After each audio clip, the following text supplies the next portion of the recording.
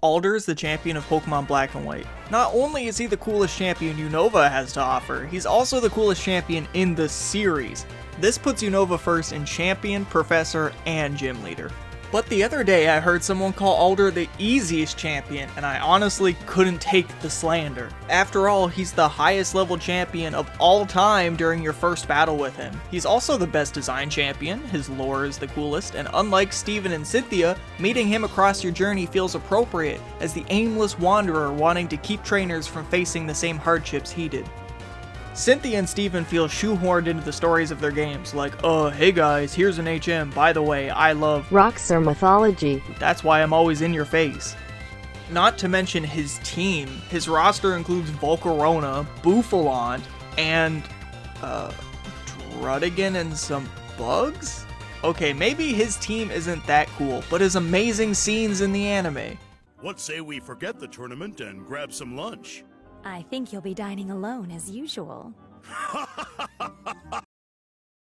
Oh, come on. You know what? Alder deserves better than this. Alder deserves to be a threat in the Black and White anime, and not only that, he should be a top 10 trainer in Journeys. How dare they give him the leftovers of the region for a team, and then have his only role in the anime to be rejected by an inferior champion?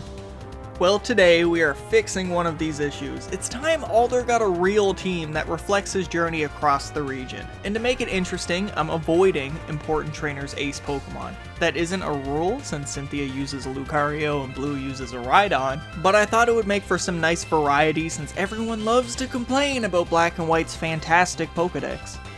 What are we working with to start? Well, Alder is for some reason basically a bug-type champion, but we have Berg, and I don't want to infringe on the second best champion, Wallace's thing of overshadowing a gym leader. Alder's Pokemon are Aselgor, Bouffalant, Druddigan, Vanillux, Escavalier, and Volcarona. They're in the mid to high 70s, and with the exception of Vanillux, who is a supportive Pokemon, they all just hit you over the head really hard with coverage moves.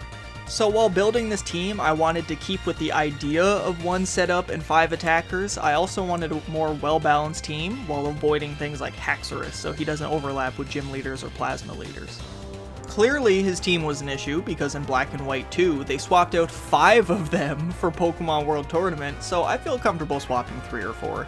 Let's start off easy. Volcarona stays, that's obvious. His design and lore are both tied to the Pokemon.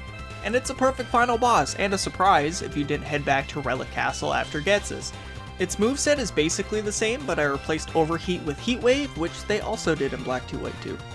Next, I'm also keeping Bouffalant. It keeps the same moves, but its ability has switched from Sap Sipper to Reckless. The fact that Alder has 0 grass weaknesses makes this choice so baffling. Even though I give him a grass weakness later on, I still think Reckless boosted Head Charge is worth it. Black 2 White 2 gave Alder a Braviary, which is honestly a stupidly easy choice. There was no reason not to give him one. Skyla, Lenora, and Sharon don't have one, and it replaces Escavalier as a strong physical attacker with some self-hindering moves. Brave Bird and Superpower are strong but have drawbacks, so Crush Claw and Shadow Claw are there for more reliable, safe damage. Unfortunately, it has Keen Eye since Alder wouldn't be able to have hidden abilities. Next up is Caracosta replacing Druddigan. A slow but somewhat bulky attacker with decent coverage. I gave it Solid Rock to help survive after Shell Smash, but I could see Sturdy being used instead. Besides that, it has Aqua Jet, Rock Slide, and Crunch. Before you yell out about Marlin, this team is for Black and White, so he's a non-factor. Also, for some reason Marlin's ace is actually a Jellicent. Replacing Vanillux as the setup member of Alder's team, I added Scolipede. This Pokemon could be dangerous enough with Poison Jab and Mega Horn, but its main purpose is to Swords Dance and Baton Pass to the final member of this team. Finally, we have the Pokemon who's meant to inherit the Swords Dance, Electros. Unfortunately, it appears and evolves too late in the game for the Electric Gym. Now, both Electros and Caracosta are used by Ghetsis and N, but so are Bouffalant and Vanillux, so since they aren't their ace Pokemon, neither is an issue. Electros has nothing but hard-hitting coverage moves. In a world with hidden abilities unlocked during a main story, it would also accept speed boosts from Scolipede, and with its coverage sweeping significant portions of your team. The only hiccup in this team is that in Black 2 White 2, the best gym leader Roxy has a Scolipede as her ace. So if we really need to separate Alder from the other important trainers, he can keep his Aselgor, It would keep Bug Buzz, Focus Blast, and Energy Ball, but I'd rather Sludge Bomb over Me First. Although I almost made him a double team substitute spammer.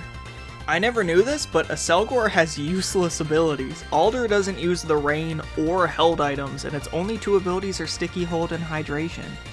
Hopefully in another universe, with this team and some respect from the anime writers, Alder's legacy would be as the great champion he is, and not the forgettable joke people think of him now. Did you like his new team? What Pokemon do you wish your favorite champion had? Let me know in the comments, and thank you for watching.